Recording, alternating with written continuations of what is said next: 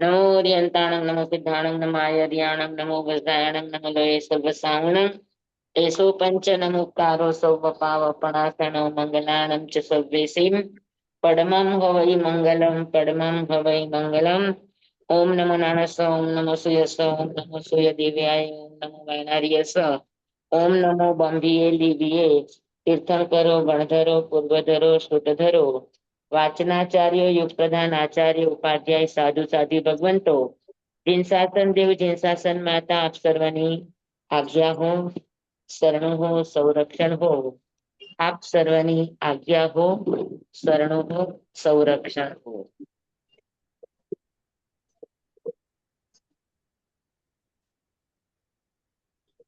ચાલો આપણે પેલા સ્તુતિ કરી લઈએ તમારી પાસે સ્તુતિનું છે આગમને લઈને અરિહંત વંદનાવલીમાં જે સ્તુતિ છે એ સ્તુતિ આપણે કરી લઈએ જ્યાં ભવ્ય જીવોના વિકસિત જ્યાં ભવ્ય જીવોના વિકસિત ખીલતા પ્રજ્ઞા કમળ ભગવંત વાણી દિવ્ય સ્પર્શે દૂર થતા મિથ્યાવમળ ને દેવ દાનવ ભવ્ય માનવ ઝંખતા જેનું શરણ એવા પ્રભુ અરિહંતને પંચાંગ ભાવે એવા પ્રભુ અરિહંતને પંચાંગ ભાવે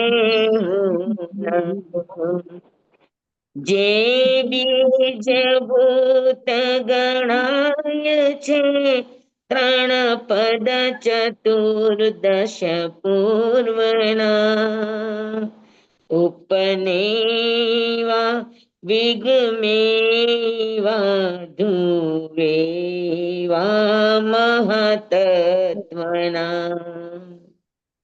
એ દાન સુશ્રુત જ્ઞાનનું દેનાર ત્રણ જગન્નાથ જે એવા પ્રભુ અરિહંતને પંચાંગ ભાવે વંદના એવા પ્રભુ અરિહંતને પંચાંગ ભાવે વંદના એ 14 પૂર્વોના રચે છે સૂત્ર સુંદર સાર્થ જે તે શિષ્ય ગણને સ્થાપતા ગણધર પદે જગન્નાથ જે ભોલે ખજાનો ગૂઢ માનવ જાતના હિત કારણે બોલો એવા પ્રભુ અરિહંતને પંચાંગ ભાવે એવા પ્રભુ હંતને પંચાંગ વંદના ચલો ધાણા લીધા ને એટલે ચાલો આ છે ને અરિહંત વંદનાવલીમાં આગમ રચનાની સ્તુતિ છે અને આજે મેં પાછું એકવાર કર્યું છે તમને ઓલું પોસ્ટ એમાં કર્મની સજ્જાઈમાં એક કડી અધૂરી લાગતી હતી મોટા સ્વામીને એટલે એ ઉમેરી અચ્છા એમ કે કર્મનો સિદ્ધાંત શું કહેવાય એ તો આવવું જોઈએ ને, એટલે પછી ઈ રચના કરીએ. જી સર, એ આજે નાખ્યું છે? હા, એ આજે નાખ્યું છે તમારે. હા, આપણે આ હા. ગ્રુપમાં જ નાખ્યું છે. હા.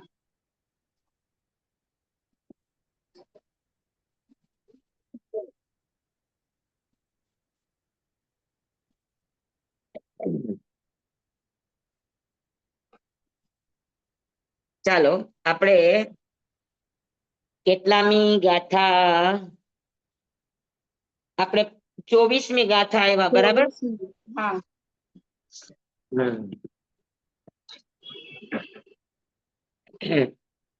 હા, એક મિનિટ,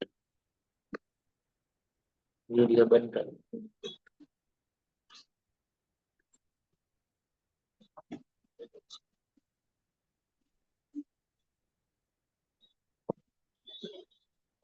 ધાણા ધાણા ગળામાં આવે. ચાલો 24મી ગાથા.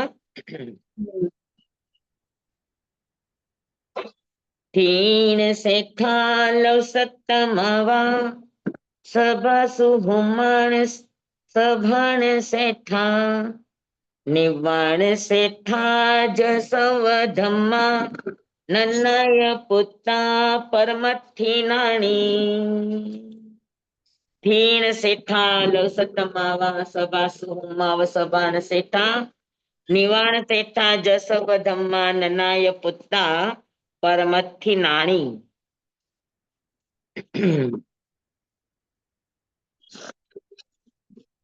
ધીણ શેઠા સ્થિતિની અંદર સર્વશ્રેષ્ઠ લવ સત્તમ આવા એટલે લવ સત્તમ દેવ.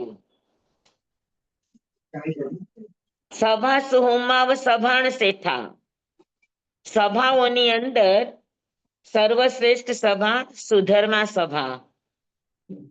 નિવાણ શેઠા જસવ ધમ્મા જેટલા પણ દુનિયામાં ધર્મો છે એ બધા જ ધર્મની અંદર નિર્વાણનો ધર્મ એ શ્રેષ્ઠ ધર્મ છે. નનાય પુત્તા પરમથી નાણી. એવી જ રીતે જ્ઞાત પુત્ર ભગવાન મહાવીર સ્વામી નાણી એટલે જ્ઞાનમાં પરમ અતિ એટલે સર્વશ્રેષ્ઠ છે, એના જેવો કોઈ જ્ઞાની નથી. સમજાણું? હવે આપણે સમજવું છે ખીણ શેઠા લવ સત્તમ આવા સ્થિતિમાં સર્વશ્રેષ્ઠ લવ સત્તમ દેવ. કઈ રીતે?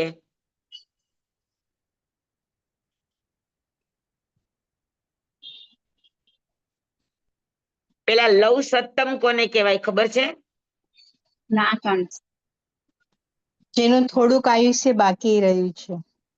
હા, જેનું થોડું આયુષ્ય બાકી રહ્યું છે. હા, થોડું આયુષ્ય એટલે કેટલું? દેવ થયા પહેલા 7 લવનું આયુષ્ય બાકી હોય. હા, આપણો મનુષ્ય ભાવમાં 7 લવનું આયુષ્ય ઘટ્યું હોય મોક્ષ માટે, એટલે એ લોકો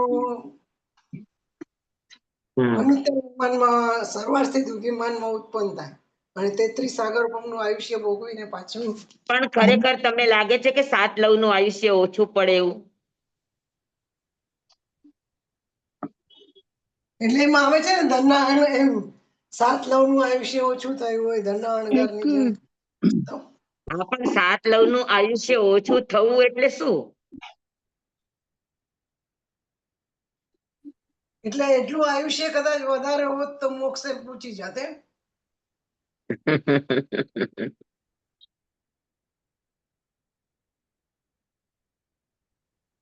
કદાચ એને સમજી લો કે આયુષ્ય એટલું હોત તો મોક્ષે જાત. એટલો પુરુષાર્થ ઓછો હશે. પુરુષાર્થ ઓછો તે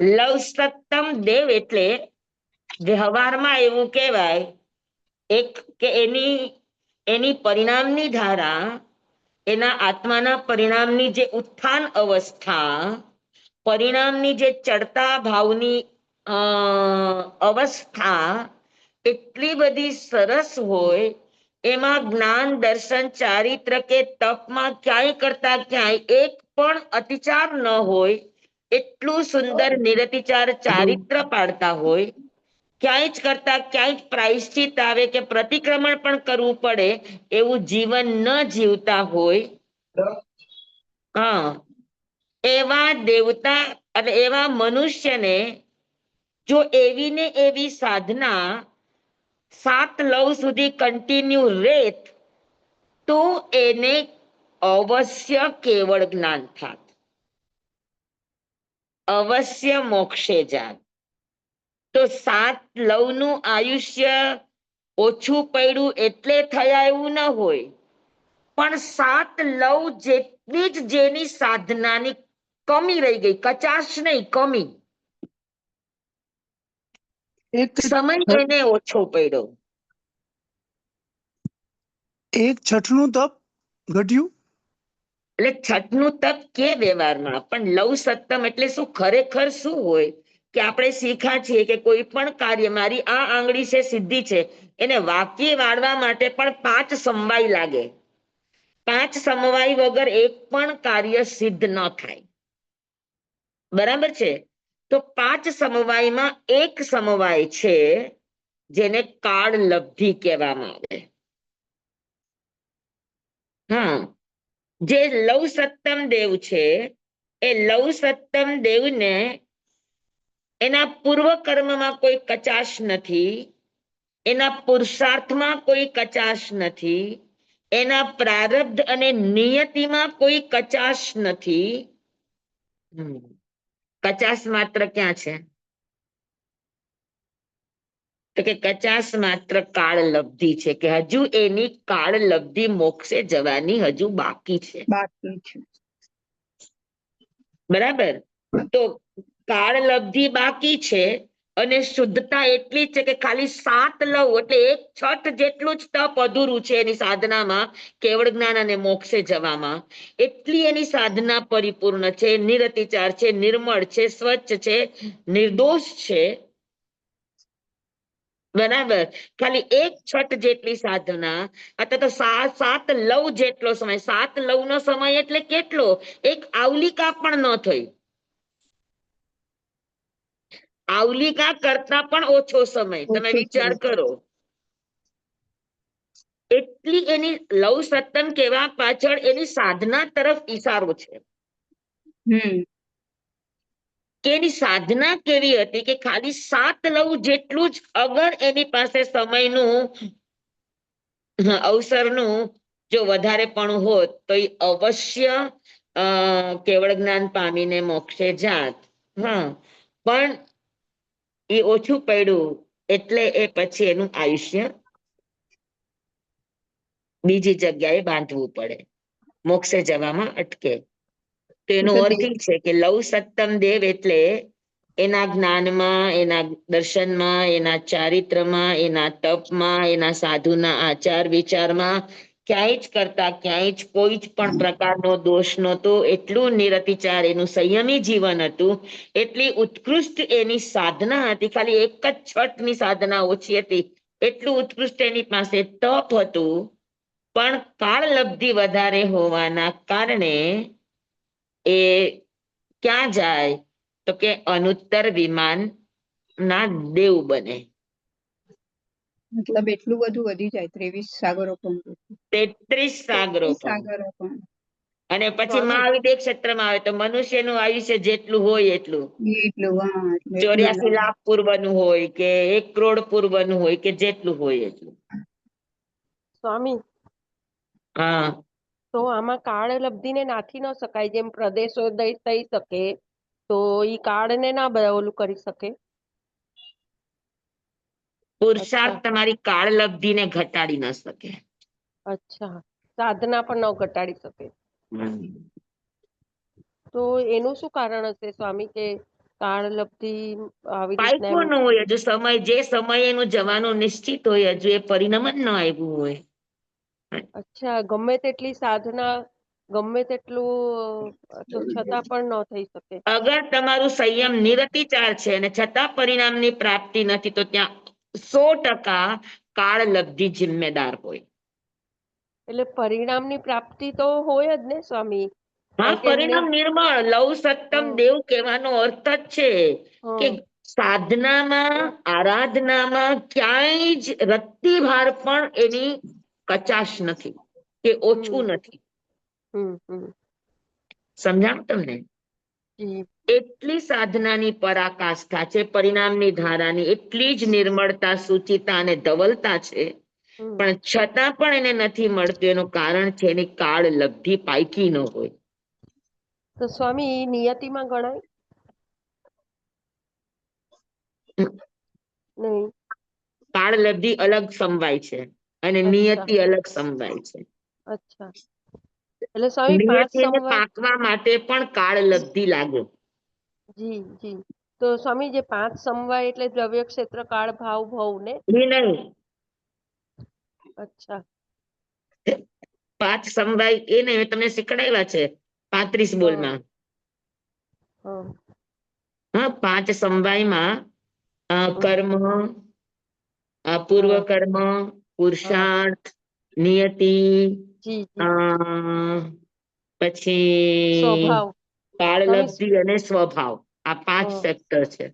જી, જી, જી, સમજાણું બરાબર?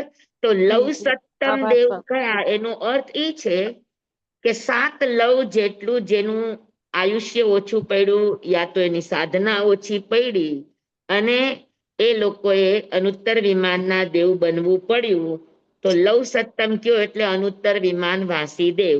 હવે અનુત્તર વિમાનમાં પણ 5 અનુત્તર વિમાન છે: વિજય, વૈજયંત, જયંત, અપરાજિત અને સર્વાર્થ સિદ્ધ. બરાબર? પણ લવ સત્તમ દેવ એને કહેવાય કે જેનું 33 સાગરોપમનું આયુષ્ય હોય, ઓછું નહીં ને વધારે નહીં, 33. લવ સત્તમ દેવ બધાનું આયુષ્ય 33 સાગરોપમનું જ હોય, ના વધારે ના ઓછું. કોઈ પણ અને અનુત્તર જે વિમાનમાં હોય. દેવોનું 33 સાગરોપમનું આયુષ્ય હોય ઈ દેવ નિયમા એક અવતારી હોય, એક ભવ કરીને, એટલે દેવનો ભવ પૂરો કરીને મનુષ્યમાં આવીને સીધા મોક્ષે જનારા હોય. ઈ એનો લાસ્ટ દેવનો ભવ હોય, પછી એ સીધા મનુષ્યમાં આવીને મોક્ષે જનારા હોય. 5 માંથી કોઈ પણ અનુત્તર વિમાનમાં હોય સ્વામી. હા, 5 માંથી કોઈ પણ 5મા અનુત્તર સર્વાર્થ સિદ્ધ વિમાનમાં બધા જ લવ સત્તમ હોય. અચ્છા. પણ પેલા નિયમમાં. 4 અનુત્તર વિમાનમાં લવ સત્તમ પણ હોય અને 15 ભવ વાળા પણ હોય. પણ ઈ 4 અનુત્તર વિમાનમાં જે 33 સાગરોપમની સ્થિતિ વાળા દેવ છે, એ બધાને લવ સત્તમ જ કહેવાય. એટલે લવ સત્તમ દેવ આ એક 33 સાગરોપમની સ્થિતિ વાળા અનુત્તર વિમાનવાસી દેવો માટેનું એક રૂઢ શબ્દ છે, એમની માટે વપરાતો આ શબ્દ છે. તો બીજા બધા દેવ હોય ઈ બધાનો જ છેલ્લો ભાવ હોય એવું ન હોય? હા, અનુત્તર વિમાનમાં જેટલા દેવ છે એ બધાનો છેલ્લો ભાવ હોય એવું ન હોય? સર્વાર્થ વિમાનમાં હોય એનો બધાનો છેલ્લો જ ભાવ નિયમા. પણ પેલા 4 અનુત્તર વિમાન છે: વિજય, વૈજયંત, જયંત અને અપરાજિત. આ 4 અનુત્તર વિમાનમાં 3 ભવ વાળાય હોય, 15 ભવ વાળાય હોય, 2 ભવ વાળાય હોય શકે. અને એ પણ લોકોનો જે જન્મ થશે ઈ કોઈ પદવીથી થાય કે નોર્મલ માણસની જેમ જ થાય? શું ફરક પડે છે પદવીથી થાય કે નોર્મલ માણસની? મોક્ષે જાય આ પાકી વાત છે. અચ્છા, ના ખાલી આમ જ પૂછું છું. એને કોઈ પદવી થાય કે ન થાય એ કોઈ બહુ વિશેષતા નથી રાખતું. અચ્છા, ઓકે. એ સામાન્ય માનવ તરીકે જન્મે તો પણ મોક્ષે જાય, આ નક્કી વાત છે. સ્વામી પણ દેવોમાં પણ ઇન્દ્ર, રાજા એ બધું હોય ને? અનુત્તર વિમાનવાસી હમેન્દ્ર છે. નવગ્રહ પણ કોઈ ઇન્દ્ર અને આ બધી વ્યવસ્થા 12 દેવલોક સુધી જ છે. જી, જી. 12 દેવલોક થી ઉપર કોઈ રાજા નહીં, કોઈ પ્રજા નહીં, બધા એક સરખા હમેન્દ્ર, જી, બધા પોતપોતાના ઇન્દ્ર. જી. આભાર સ્વામી. અનુત્તર વિમાન વાળા તો મોક્ષમાં જ જવાના, એ તો નક્કી જ. અનુત્તર વિમાન વાળા મોક્ષે ચોક્કસ જશે, કેમ કે બધા સમ્યક દ્રષ્ટિ આત્મા જ છે. હા. પણ એ જ ભવે મોક્ષે જશે એવું નક્કી નહીં. અચ્છા સર્વાર્થ સિદ્ધ વિમાન વાળા નિયમ હા. આગલે ભવે એટલે મનુષ્યનો ભવ લઈને મોક્ષે જશે. આ પાક્કી વાત. એમના 15 ભાવ નહીં ને? ના, 4 એક જ અનુત્તર વિમાનમાં જે 31 કે 32 સાગરોપમની સ્થિતિ વાળા છે એના ભવ હા. એના હોય પણ શકે ને ન પણ હોય જ એવું પણ નિયમ નહીં.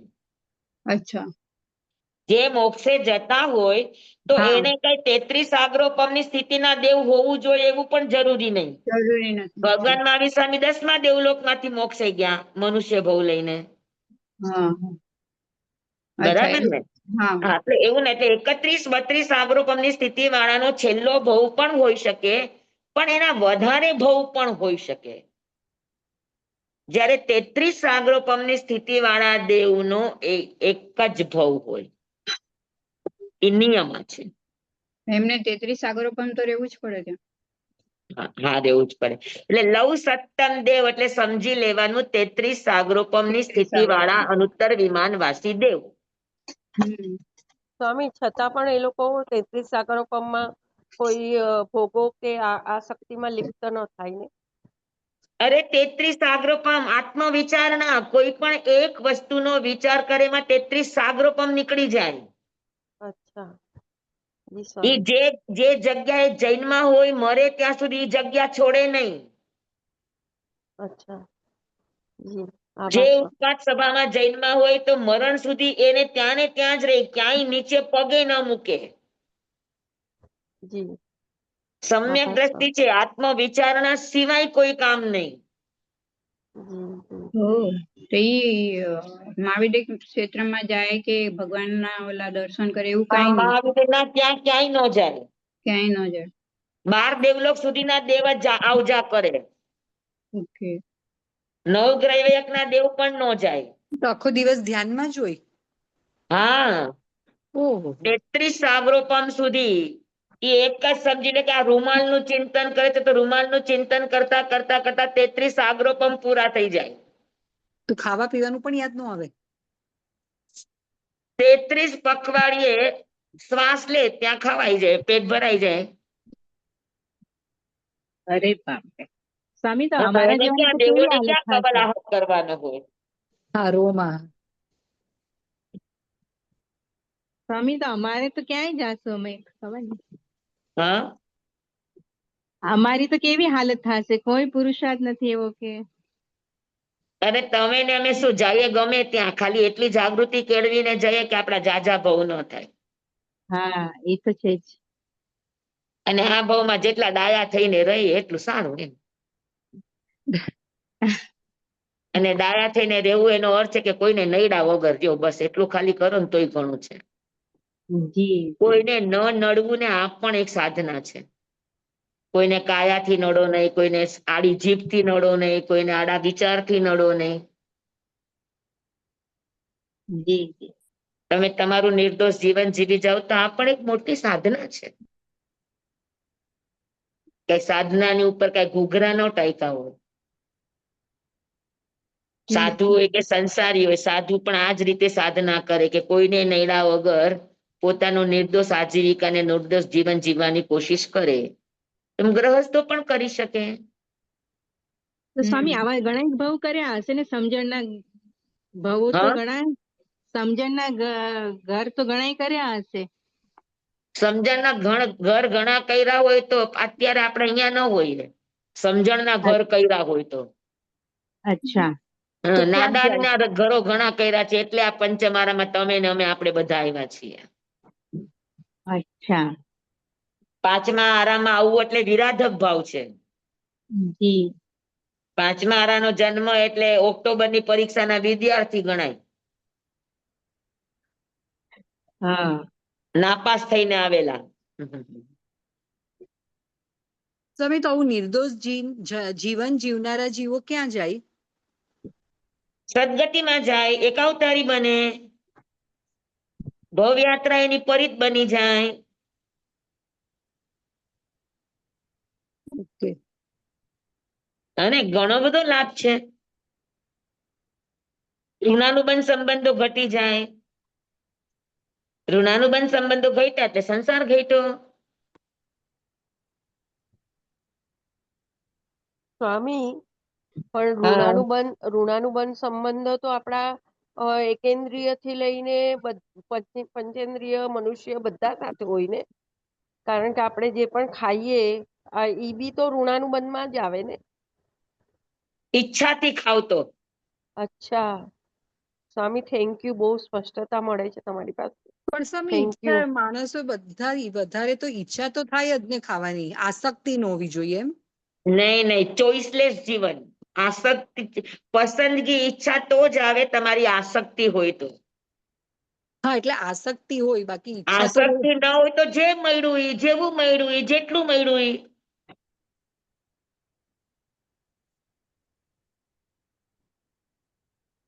સ્વામી થેન્ક યુ, બહુ જ સ્પષ્ટતા મળે. હા? થેન્ક યુ સ્વામી. સમજાણું? એટલે લવ સત્તમ દેવ એટલે કોણ? તો કે 33 સાગરોપમની સ્થિતિ વાળા અનુત્તર વિમાનવાસી દેવોને લવ સત્તમ દેવ કહેવામાં આવે છે. સમજાઈ ગયું બધાને બરાબર? જી સ્વામી. હા. હવે સાત જી. લવ કહેવાનું શું કારણ? કે એની સાધનાની નિર્મળતા બતાવવા માટે સાત લવ આપ્યા છે.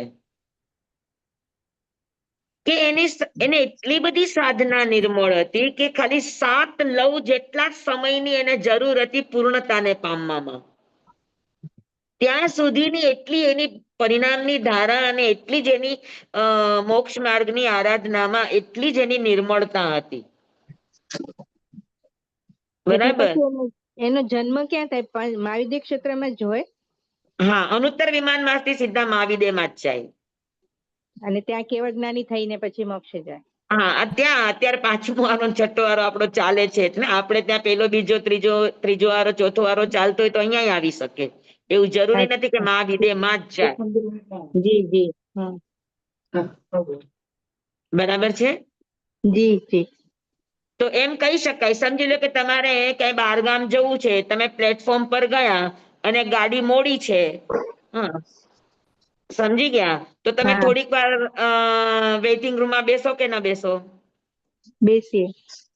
હા, તમારી બધી જ તૈયારી છે, જવાની તૈયારી છે, ટિકિટ તૈયાર છે, બધું જ તૈયાર છે, તમે પોતે તૈયાર છો. શનિવાર છે તો કે કાર્ડની વાર છે, ગાડી મોડી આવવાની.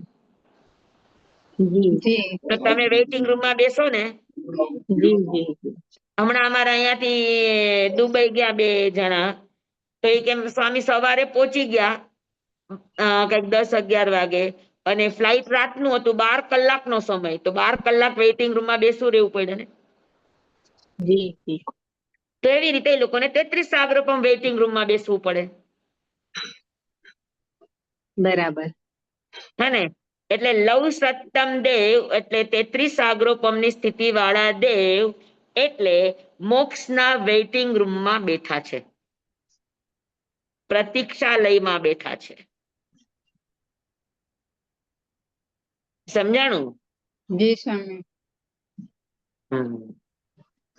પાકું? જી સ્વામી. સમજાઈ ગયું ને? જી તો હા. સ્થિતિમાં સર્વશ્રેષ્ઠ કોણ છે? તો કે લવ સત્તમ દેવ. હે? એના જેવી સ્થિતિ કોઈની ન હોય. સ્થિતિ એટલે અહીંયા આગળ કાળ નહીં લેવાનું. સ્થિતિ એટલે એની અવસ્થા.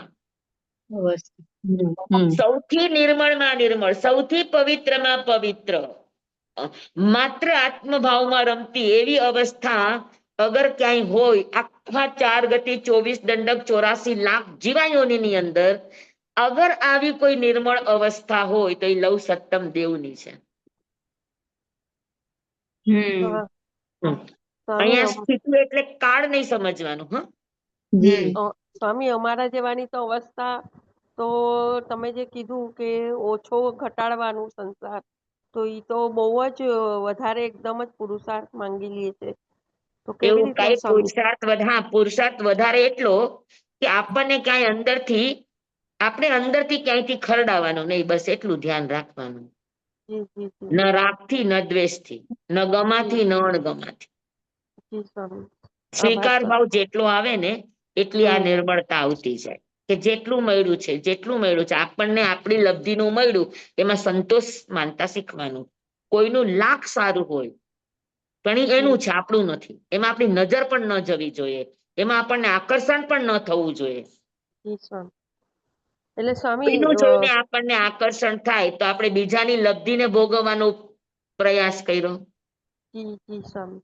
હા, સ્વામી ચંદન મુનિને કેવળ જ્ઞાન આના કારણે થયું. એને નિયમ હતો કે મારી લબ્ધિનું જ મારે મેળવવું, કોઈની લબ્ધિનું નહીં. જી. બહુ મોટો અભિજ્ઞ હતો આ તો.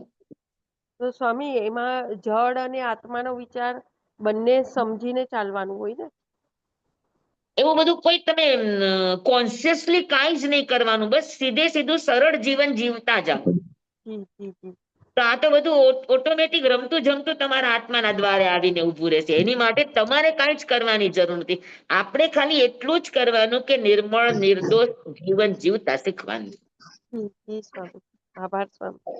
કોઈને નૈડા વગર જીવતા શીખવાનું. જેટલું જીવાય એટલું આપણું, ન જીવાય એટલું આપણે બંધાય તો એટલું આપણે પછી બેઠી લેવાનું. જી સ્વામી. આભાર સ્વામી. હે? હમ. એટલે બહુ વિચારો આવે, બહુ વિકલ્પો આવે, આમાં કોઈ વિચાર નહીં, જગ્યા નથી, કોઈ વિકલ્પ નહીં, જગ્યા નથી. બસ વર્તમાનમાં જીવતા જાઓ. વર્તમાન આજ છે, આજમાં જીવશો તો આ રસ્તો મળશે. નહીં ગઈકાલમાં જવાનું કે નહીં આવતીકાલમાં જવાનું. જી સ્વામી. આભાર સ્વામી. સમજાણું બરાબર બધાને? જી સ્વામી. એકદમ. જી સ્વામી. એટલે લવ સત્તમ દેવો પોતાની આત્મ અવસ્થામાં, પોતાની જાગ્રત અવસ્થામાં બધા જ કરતા શું હોય છે? તો કે સર્વશ્રેષ્ઠ હોય છે. ઉઠીણ શેઠા લવ સત્તમ આવા, સભા સુહુમણ સભાણ શેઠા. હવે સભા કેટલી હોય? તો કે 5 સભા હોય. બરાબર, કેટલી સભા હોય? 5 સભા હોય દેવલોકની અંદર. પેલી સભાનું નામ છે ઉપપાત સભા, જ્યાં દેવ ઉત્પન્ન થાય. આપણા શબ્દોમાં કહીએ તો મેટરનિટી હોમ.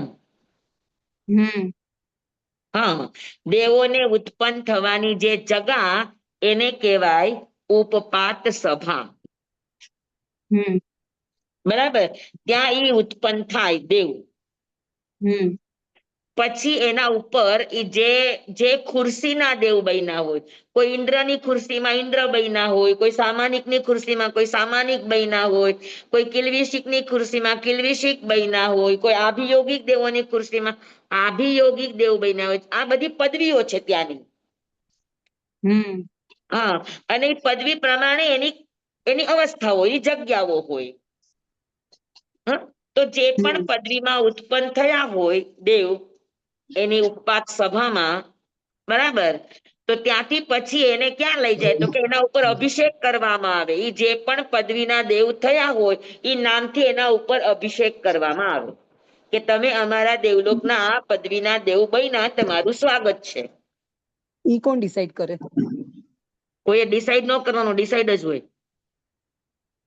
પણ ઈ લોકોને અવધિ જ્ઞાનથી ખબર પડે કે હવે મોદીજી વડાપ્રધાનની ખુરશીમાં બેસે તો એને ડિસાઈડ કરવાનું હોય કે મોદીજી જ કહેવાય, મહામંત્રી જ કહેવાય, પ્રધાનમંત્રી જ કહેવાય? નહીં, એમ નહીં, પણ જયારે ઉત્પન્ન થાય ત્યારે ઉત્પન્ન ઈ ખુરશીમાં જ થાય. ઓકે, એની જ ખુરશીમાં ઉત્પન્ન થાય. તો પછી તો જે ખુરશીમાં ઉત્પન્ન થયા હોય એના નામથી એનો અભિષેક થાય, અભિષેક સભામાં. પછી જે નામના જેટલી વૃદ્ધિ વાળા, જેટલી સ્થિતિ વાળા, જેટલા ઐશ્વર્ય વાળા દેવ થયા હોય એવી રીતે એના અલંકાર સભાની અંદર એવા એના વસ્ત્રાલંકારો હોય. એટલે ત્રીજી નાઈ ધોઈને અભિષેક થયા પછી એને સ્નાન કરાવે. સ્નાન કરાવ્યા પછી એ સીધા એના અલંકાર સભામાં આવે. ત્યાં એના વસ્ત્રાભૂષણો મુગટ હોય, એના નામનો મુગટ હોય.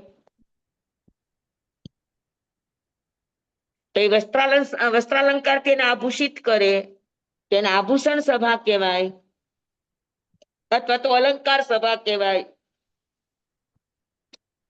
પછી એને વ્યવસાય સભામાં મોકલે.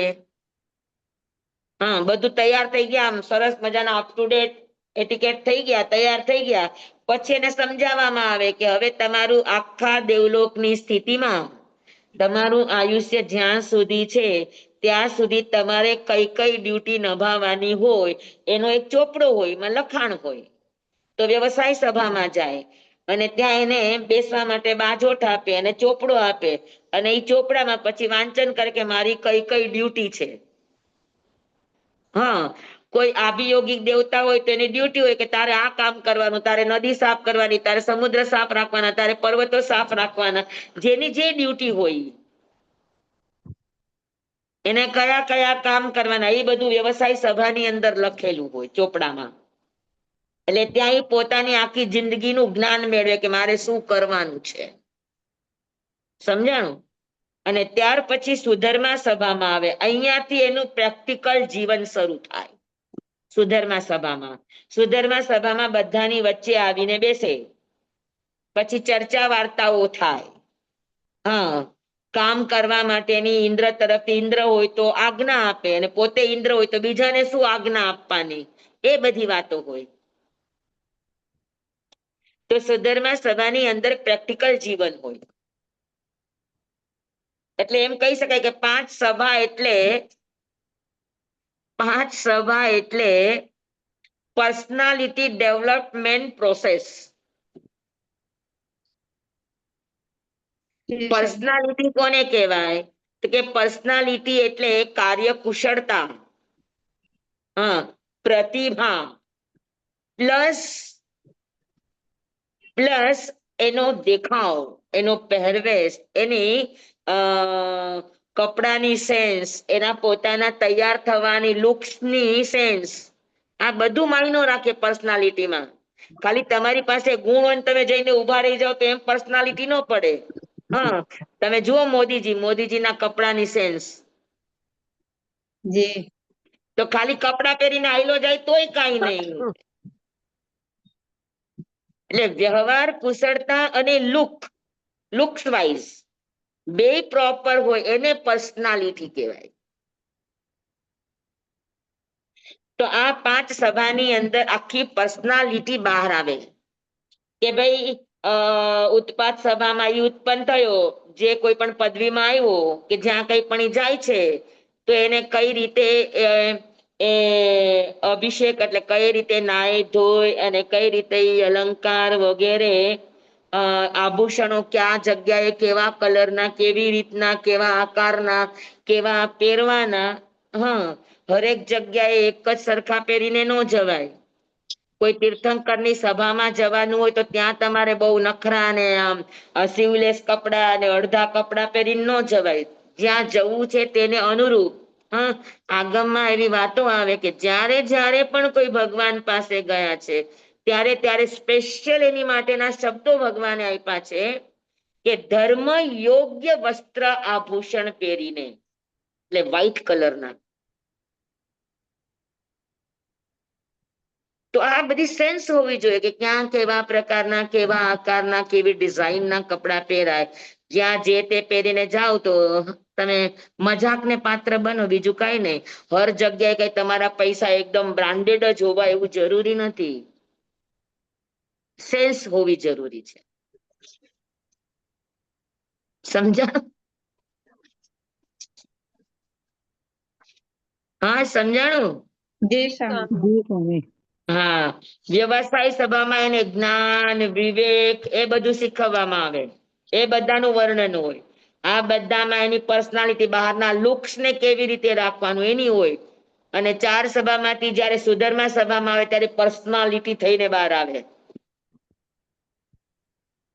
આમ વ્યક્તિત્વ લઈને આવે બહાર. ઓકે. હા, અને ત્યાં પછી સુધર્મા સભાની અંદર એનું પ્રેક્ટિકલ જીવન શરૂ થાય. જવાનું, આવવાનું, પ્રશ્નોત્તર, વાર્તાલાપો વગેરે વગેરે વગેરે. તો આ પાંચ સભા છે એમાં સૌથી શ્રેષ્ઠ સભા કઈ? તો કે સુધર્મા સભા. કારણ કે એ પ્રેક્ટિકલ લાઈફ છે. અને કે તમે જુઓ છો, વર્તમાનમાં જીવો છો કઈ રીતે, વસ્તુને તમે લ્યો છો કઈ રીતે. મેં તમને એકવાર પૂછ્યું હતું કે તમારી જિંદગીની સફળતા 100% કયા શબ્દમાં? તમારી હાર્ડ ખુશી વર્ક તો કે નો, પ્રસન્નતા લક તો કે નો, કર્મ તો કે નો, તમારી શું કહેવાય, તમે કામ પ્રત્યે એકદમ નિષ્ઠાવાન હોય તો કે ના. તમારો એટીટ્યુડ તમને સફળતા 100% આપે. અને એટીટ્યુડ એ સુધર્મા સભાનું મૂળ છે. એટીટ્યુડ એટલે દ્રષ્ટિકોણ, એટીટ્યુડ એટલે અહંકાર નહીં. અત્યારના છોકરાઓ એટીટ્યુડ એટલે અહંકાર, કે અહંકાર નહીં, દ્રષ્ટિકોણ. તમારો નજરિયો, તમે કોઈ પણ વસ્તુને કઈ રીતે પરફોર્મ કરો છો, કઈ રીતે એને તમે રજૂ કરો છો, કઈ રીતે એને તમે સ્વીકારો છો, તમે કઈ રીતે એને જુઓ છો, હા, એનો અર્થ સુધર્મા સભા. સમજાણું? એટલે સુધર્મા સભા એ વિવેકની સભા છે.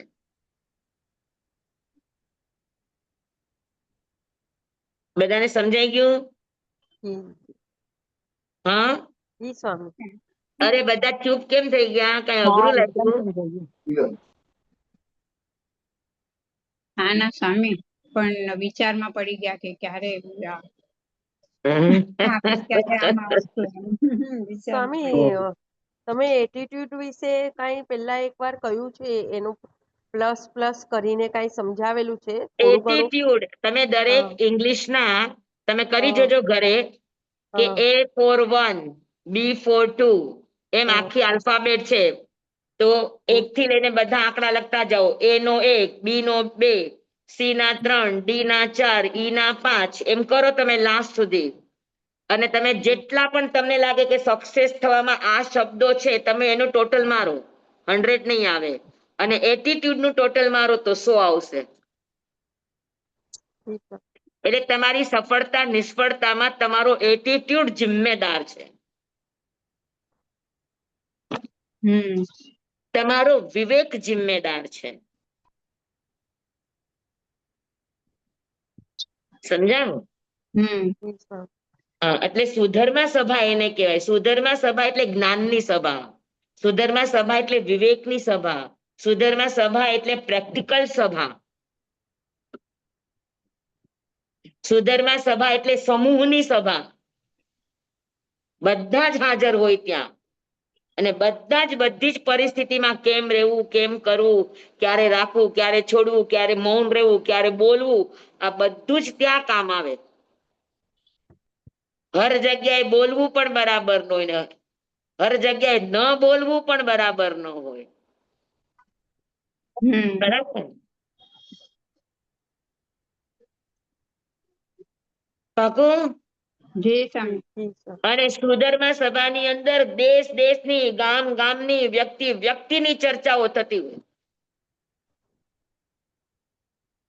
એટલે સુધર્મા સભા બહુ ઇન્ટરેસ્ટિંગ સભા હોય. અહીંયા તમારા માઇન્ડ ટ્રેનરના ક્લાસીસ પણ એવા સરસ ન ચાલતા હોય, એટલી સરસ ત્યાં આગળ ચાલતું હોય સુધર્મા સભા. અને એ સુધર્મા સભાની અંદર હજારો દેવતાઓ ને લાખો દેવતાઓ હોય, અને સ્વામી એને બધાની વચ્ચે ચર્ચાઓ થતી હોય. ઈ ચર્ચાને ગોસિપ કહેવાય? ગોસિપ નહીં, ખાલી ગોસિપ નથી. ગોસિપ તો શું, ખાલી નવરા બેઠા બેઠા ઓલા ઓટલા ઉપર બેઠા હા બેઠા ભાભા કે હા દોસ્તારો બધા પાન ખાતા ખાતા અને પીતા પીતા, એ બધી ગોસિપો કહેવાય. આ સ્વામી ગોસિપ નથી, આ તત્વ ચર્ચા હોય. અચ્છા. તત્વ ચર્ચા હોય, પછી સારામાં સારું આ દુનિયામાં શું છે એ ચર્ચા થતી હોય, વ્યક્તિમાં સર્વશ્રેષ્ઠ કોણ છે એ ચર્ચા થતી હોય, જ્ઞાનમાં સર્વશ્રેષ્ઠ કોણ છે એ ચર્ચા થતી હોય, ચારિત્રમાં સર્વશ્રેષ્ઠ કોણ છે એ ચર્ચા થતી હોય, શ્રદ્ધામાં સર્વશ્રેષ્ઠ કોણ છે એ ચર્ચા થતી હોય. તો આવી સારી ચર્ચા, જે પોઝિટિવ ચર્ચાઓ થતી હોય, તત્વની ચર્ચાઓ થતી હોય, જેને જાણીને આપણું કલ્યાણ થાય એવી ચર્ચાઓ થતી હોય. સમજાણું? જે સ્વામી. તો એ સભાને સુધર્મા સભા કહેવાય. સ્વામી, તો અત્યારના મહાવિદ્ય ક્ષેત્રમાં પણ આવી કોઈ ચર્ચાઓ થતી હશે ને? મહાવિદ્ય ક્ષેત્રમાં તો આપણી જે માણસો છે ને હારી ચર્ચા થતી હોય ને ગોસીપે થતી હોય. અચ્છા. નહીં, ત્યાં 20 તીર્થંકરો વિચરે છે ને, 20 તો ત્યાં તીર્થંકરો ભલે ને વિચરતા, આપણે ત્યાં ભગવાન માં વિચરતા હતા ત્યારે ગોસાલકજી હતા કે નહોતા? હતા હતા જમાલીજી હતા કે નહોતા? હતા હતા. એવું ત્યાં હોય. અચ્છા. જી સ્વામી, આભાર સ્વામી. ભગવાનના હોવા માત્ર થી બધા સારા થઈ જાય એવું નહીં. આપણે આડાવડા ઘણા આયેલા હશું ભગવાન ની હારે. સાચી વાત છે સ્વામી. એ વગર આપણે અહીંયા નો આવ્યા હોય. હા, સાચી વાત છે. તો સભાણ શેઠા સભા સુહમાવ સભાણ શેઠા બેસી ગયું બરાબર બધાને? જે સ્વામી. નિવણ શેઠા જહસવ ધમ્મા.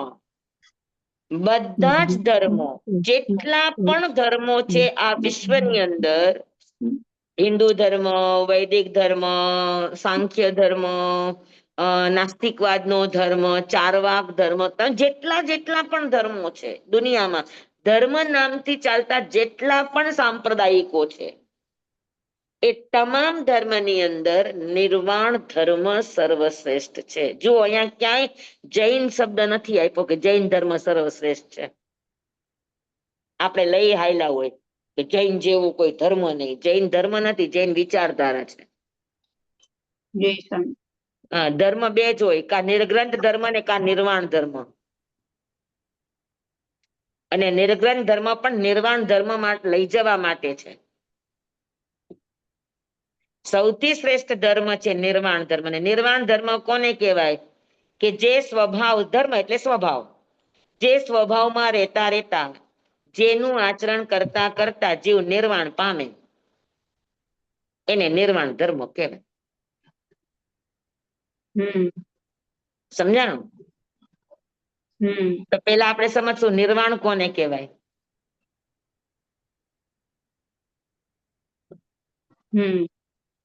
નિર્વાણ કોને કહેવાય? મુક્તિ સ્વામી. મેં તમને એકવાર, મારા ખ્યાલથી એકવાર શીખડાવ્યું હતું.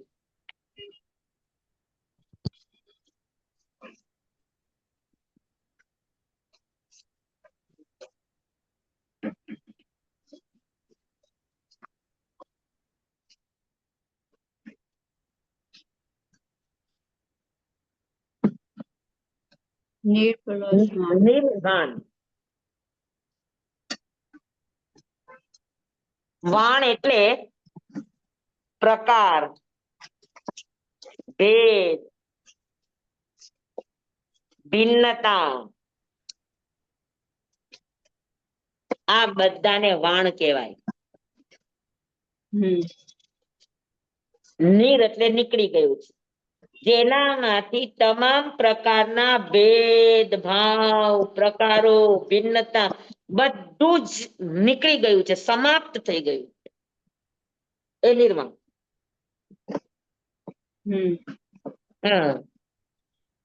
જેના યોગોમાં એટલે મન વચન કાયાની કોઈ પણ પ્રવૃત્તિમાં કે એના કોઈ પણ જ્ઞાન કે વગેરે ઉપયોગ કે વિચારોમાં ક્યાંય પણ ઊંચ નીચ, નાના મોટા, જાતિ પાતિ, ગરીબ ધનવાન, જ્ઞાની અજ્ઞાની, સુખી દુઃખી, રોગી નિરોગી, પ્રતિષ્ઠિત અપ્રતિષ્ઠિત, હા, આવા કોઈ જ ભેદ ન હોય. બધાને એક જ લેવલે જે સ્વીકારતા હોય એને નિર્વાણ કહેવાય.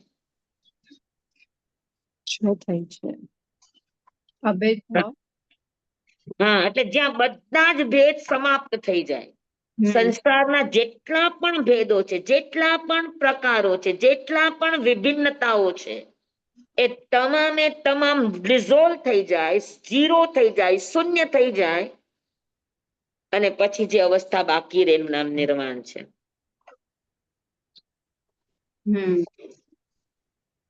સમજાણું?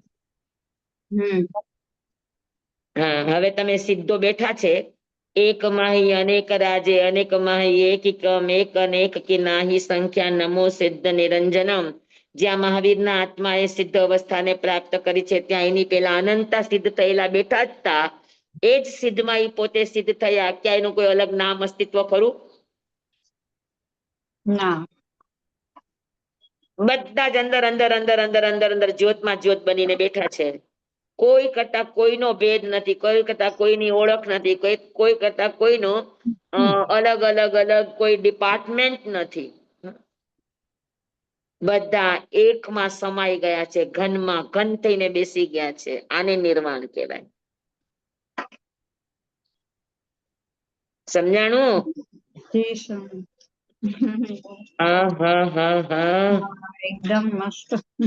સ્વામી, અત્યાર હા. સુધી મહાવીર સ્વામી નો નિર્વાણ દિવસ સાંભળ્યું તું પણ સમજ્યું આજે. નહીં, જેટલા પણ સિદ્ધ થયા છે એની પેલા અનંતા સિદ્ધ થયેલા બેઠા છે. મોક્ષની અંદર એક સરસવના દાણા જેટલી પણ જગ્યા ખાલી નથી કે જ્યાં કોઈ સિદ્ધ ન બેઠા હોય. અત્યારે આપણે પણ જશું તો જે સિદ્ધ બેઠા છે એમાં જ સમાવાનું છે.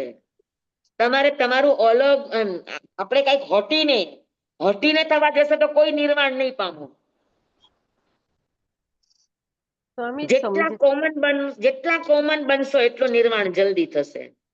અને જેટલા સ્પેશિયલ, અસાધારણ, કઈક હટીને, કઈક વિશેષ, એ બધું કરવા જશો તો હજુ આપણા 4 ગતિમાં જ છે રમવાનું. પણ સ્વામી, આપણે પોતે હટીને ન થઈએ પણ બીજા લોકો આપણને એકદમ અસામાન્ય લાગતા હોય કે એકદમ મહાન લાગતા હોય તો હા, આપણને અસામાન્ય સામાન્ય લાગતા હોય તો હજુ આપણે એ કેટેગરી સુધી પહોંચ્યા નથી.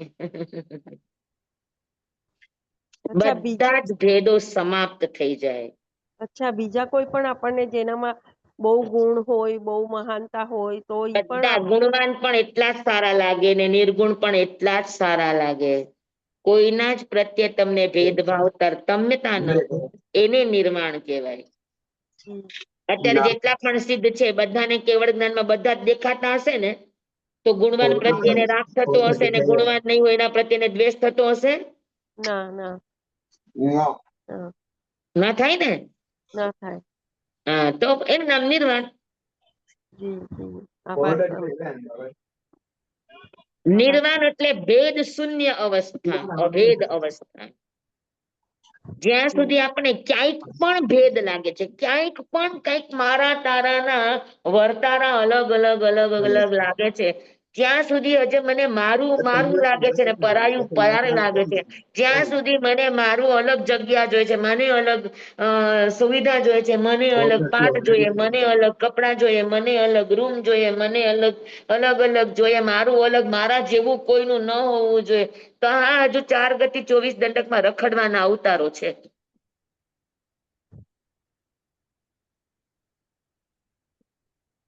જેટલું સાધારણ બનીને જીવાય, જેટલું કોમન બનીને જીવાય એટલી સાધના તમારી નિર્મળ થાય. એને નિર્વાણ ધર્મ કહેવાય. સમજાણું?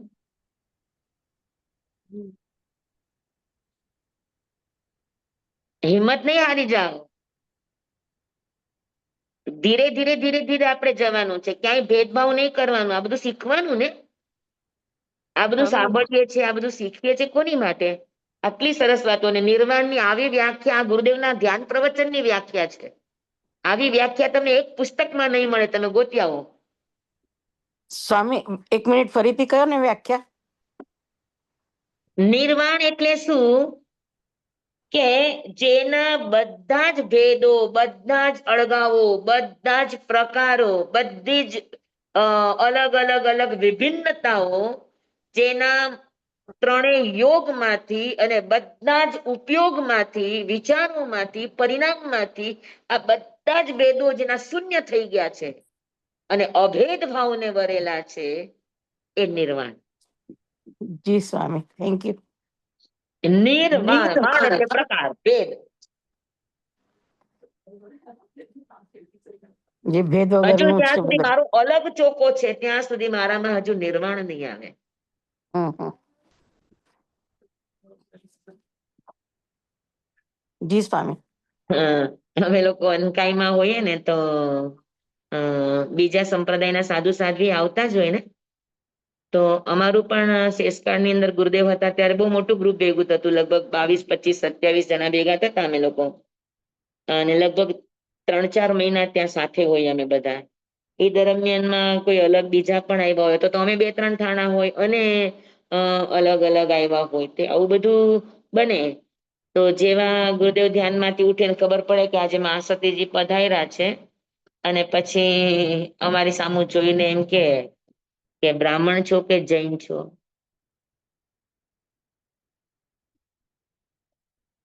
સમજ્યા તમે? અમને ગુરુદેવ પૂછે કે તમે બ્રાહ્મણ છો કે જૈન છો? જી સ્વામી, સમજાઈ ગયું. કેમ કે ભેદ કરો તો બ્રાહ્મણ છે, બ્રાહ્મણ પોતાને સર્વશ્રેષ્ઠ માને. બ્રાહ્મણ છે તો ભેદ છે કે અલગ અલગ અલગ, કોઈનું હાલે નહીં, કોઈનું ચાલે નહીં, ને મર્યાદા ને મર્યાદી પણ હોય. અને જૈન છે તો બધા ચાલે, બધા એક. હા, કમુણા બંબુણો હોય, કમુણા હોય ખતીયો, વૈસો કમુણા હોય, શુદ્ધો હોય કમુણા. જૈન ધર્મ આ સિદ્ધાંત ઉપર ચાલે છે કે કોઈ ઉચ્ચ નીચ વર્તારા નથી, સૌ કર્મ ને આધારે સૌની વર્ણ વ્યવસ્થાઓ છે. સ્વામી, પણ આ લોકો બ્રાહ્મણ, વૈશ્ય, બ્રાહ્મણ, ક્ષત્રિય, વૈશ્ય અને શુદ્ર એવી રીતના જ વર્ણ વ્યવસ્થા ગોઠવેલી છે ને વર્ણ આપણા. વ્યવસ્થા કામને લઈને છે, વર્તારાને લઈને નહીં, માણસના ભેદને માટે નહીં. વર્ણ વ્યવસ્થા છે, દરેકને પોતપોતાના કામ સોંપેલા છે અને મળેલા છે એના કર્મ અનુસાર. અને કોઈ પણ કામ નાનું નથી હોતું. આજે હરિજન આપણા ઘરે આપણા વોશરૂમો સાફ કરીને જતા હોય તો એ કઈ નાનો માણસ નથી, સૌથી મોટામાં મોટો માણસ એ છે તમારા ઘરનો. અને આપણે ત્યાં શકુન શાસ્ત્રમાં, શકુન શાસ્ત્ર ની અંદર એમ કહેવાય કે જે દિવસે હરિજન સામેથી તમારા ઘરે જમે, ભાણું માંડે અને જમે, તો સમજી લેવાનું કે તમારા દિવસો હવે ચડતી ના છે. સામેથી જમે તો જ સ્વામી, આપણે આપીએ તો નહીં. સામેથી જમે, સામેથી માગે અને તમે એટલા જ પ્રેમથી જમાડો, વર્તારો કર્યા વગર, તો તમારા ચડતા દિવસો શરૂ થઈ જાય. કારણ કે તમારું નબળામાં નબળું કામ કરીને તમારા ઘરે પવિત્રતા લાવે છે, તો એનાથી મોટો માણસ કોણ હોય? કયો મને. ગંદકી સાફ કરે અને સ્વચ્છતા લાવે, એ સારો માણસ કહેવાય કે ખરાબ માણસ કહેવાય? સારું કહેવાય. હા, એટલે તેને હરિજન, હરિજન એટલે ભગવાનનું માણસ. ભગવાન જે કામ દુનિયામાં કરે છે એ કામ હરિજન ઘરે ઘરે કરે છે.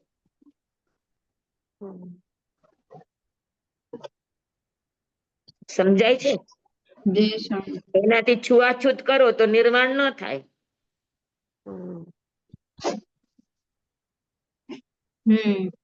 વર્ણ ભેદ, જાતિ ભેદ, જાતિ પાતિના ભેદો, આ બધું છે ત્યાં સુધી વાણ. વાણ એટલે ત્યાં સુધી 4 ગતિ 24 દંડક, આ બધા વાણ એટલે આ બધા પ્રકારો ઉભા છે. 4 ગતિના, 24 દંડકના, 84 લાખ જીવાયોનીના, બધા જ પ્રકારો, 563 ભેદ જીવના આપણે જીવવાના બાકી છે.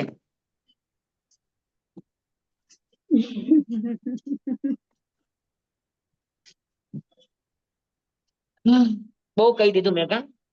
ના સ્વામી, બહુ જ સ્વામી, સારું તમે સૂક્ષ્મમાં સૂક્ષ્મ તમે સમજાવ્યું.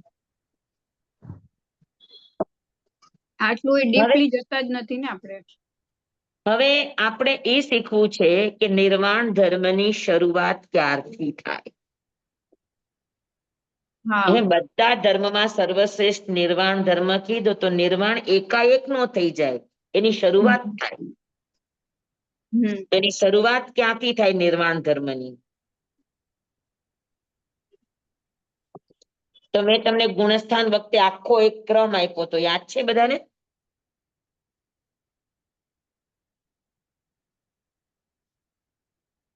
9 તત્વ શીખવાડ્યા ત્યારે પણ કરાવ્યું હતું, પાછું ગુણસ્થાન કર્યું ત્યારે પણ કરાવ્યું હતું. યાદ છે કોઈને? એ આપણે તમે સંથારાની બધી આખી ઓલી કરાવી હતી. ના, સંથારાની નહીં, આખો આપણો ઉત્ક્રાંતિનો ક્રમ. અપૂર્વકરણ ને એ બધું ને હા હા યસ યસ એની પેલા હા એની પેલા છઠ્ઠું સાતમું અન્ય વૃત્તિકરણ ને એ બધું ને યસ યસ પછી અન્ય. એનાથી આગળ એનાથી આગળ એના પેલામાં એના પેલા ગ્રંથિ ભેદ એ પછીમાં છે આની આગળની અવસ્થાઓ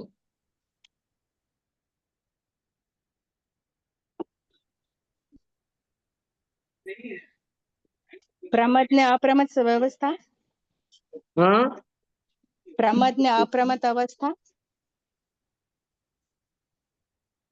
આપણે એ નિર્વાણ ધર્મની વાતો અત્યારે સમય મારા ખ્યાલથી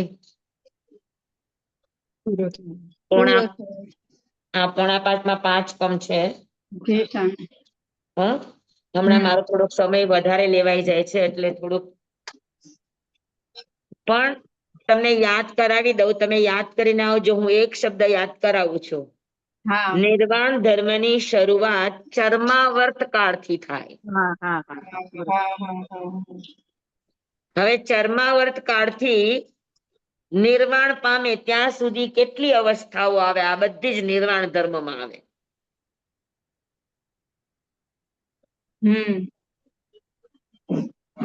અને આ બધી જ પ્રોસેસમાં ઓછે વચ્ચે અંશે કામ એક જ સરખું છે કે વાણ છોડવાના છે બસ ભેદો છોડવાના છે અભેદતાને પામવાનું છે આ એક જ વાત છે. પછી નામ એનું ચર્માવર્ત કાળ હોય કે નામ એનું સમ્યક દર્શન હોય કે નામ એનું અપૂર્વકરણ હોય જે નામ હોય કામ એક જ છે.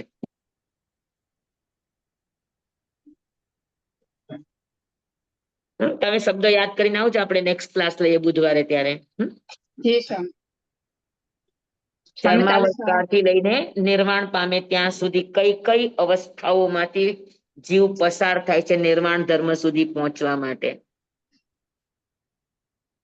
અને આ આખી વૈજ્ઞાનિક પ્રક્રિયા છે અને ક્રમિક એકદમ પ્રોપર પ્રક્રિયા છે. હા જી સ્વામી ભલે બોલે કાલે સવારે છે ને તત્વ સૂત્ર હા હા હા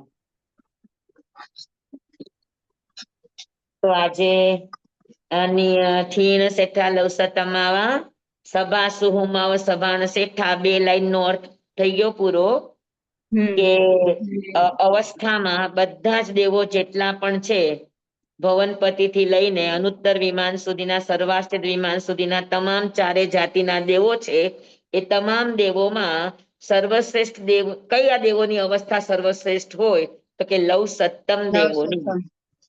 લવ સત્તમ દેવ એટલે એકાવતારી દેવો. લવ સત્તમ દેવ એટલે 33 સાગરોપમની સ્થિતિ વાળા દેવો. લવ સત્તમ દેવ એટલે એકાંત સમ્યક દ્રષ્ટિ દેવો. લવ સત્તમ દેવ એટલે એકાંત આત્મભાવમાં રહેનારા દેવો આ બધાને લવ સત્તમ દેવ કહેવાય.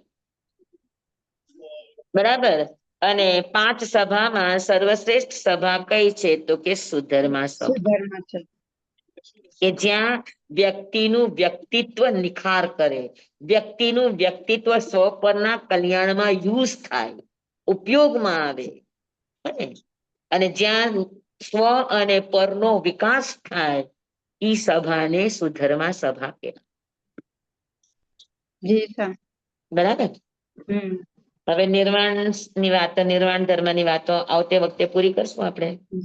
જી સ્વામી ખૂબ ખૂબ આભાર સ્વામી. આજે તો હા ઘણું બધું જાણવા મળ્યું.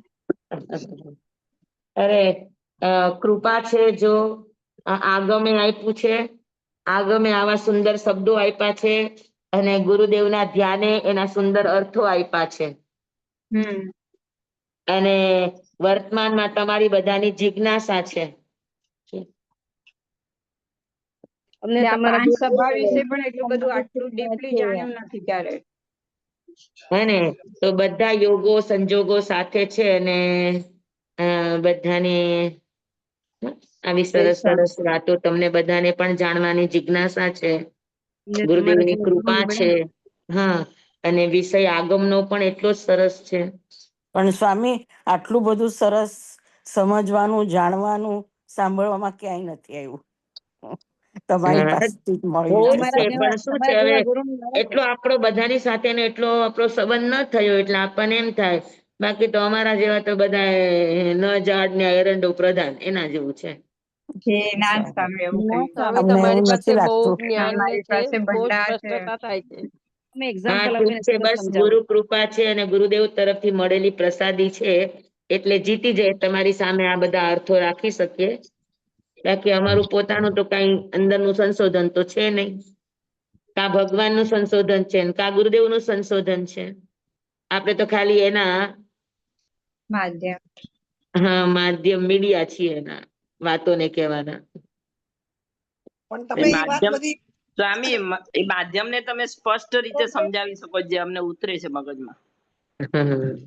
ને સાંભળવું પણ ગમે છે, સ્વામી ઉતરે પણ છે. અને તમારી પાસે જીવન કેમ જીવવું જોઈએ, સ્વીકાર ભાવ કેમ કરવો જોઈએ, બધું શીખવા મળે છે સ્વામી. બહુ આભાર તમારો. જીવનથી અલગ આગમ જ નથી અગર તમે સમજો ને તો. હમ. આગમ એટલે જીવન જીવવાની સુંદર કળાઓ છે. કે તમે સંસારમાં બધાની સાથે રહીને બધા જ પરિસ્થિતિને પરિબળોની વચ્ચે તમે કેમ સરસ જીવન જીવો, બસ એની જ તો આગવી કળાઓ છે, એવું જીવેલા વ્યક્તિઓના દ્રષ્ટાંતો છે. અને પણ તો સ્વામી તમે એટલી સરળ ભાષામાં બતાવો છો કે તમારે ફક્ત સરળ થઈને રહેવાનું.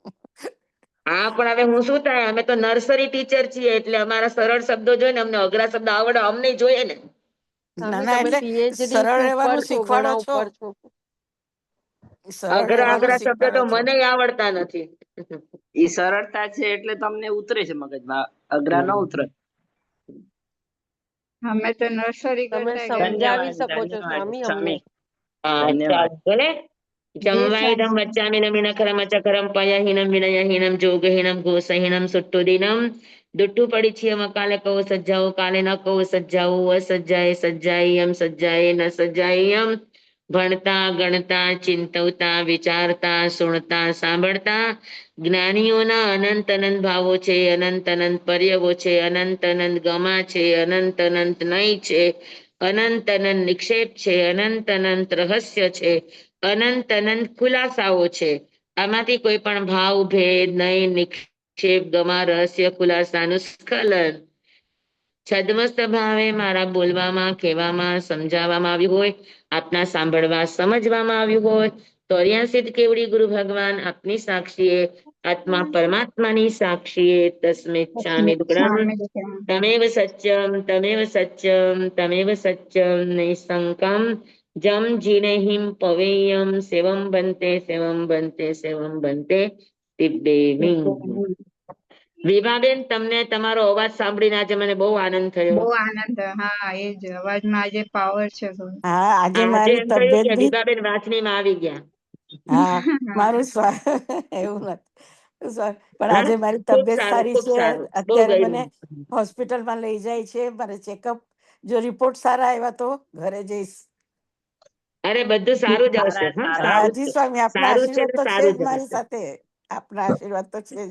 દેવગુરુના આશીર્વાદ કૃપા. હા ધન્યવાદ. નમો હ્યંતાણં નમો સિદ્ધાય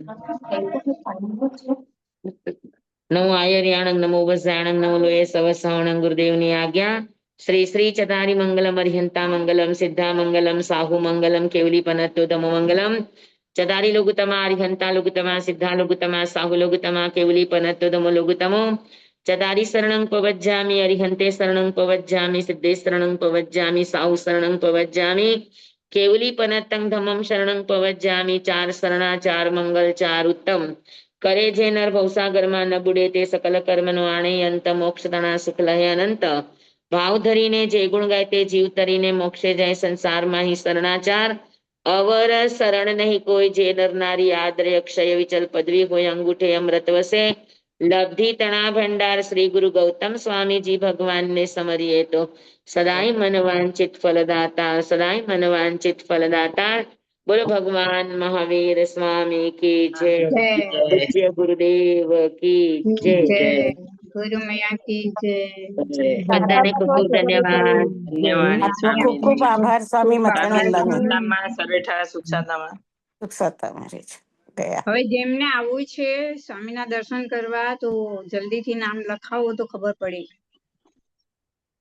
વ્યવસ્થા કરવાની કેવી રીતે જવું એ બધું નક્કી કરવાની ખબર પડે ને. નહીં તો જે અમે જાવ 4 બધા જણ તો છીએ જ. મારા વતી દર્શન કરજો, જે જાવ એ. શ્યોર. એટલે આપણે 4 તો છીએ જ, બાકી જેને કોઈને આવવું હોય તો ચલો. જય જિનેન્દ્ર, સવારે મળીએ. જય જીનેન્દ્ર, જય જીનેન્દ્ર.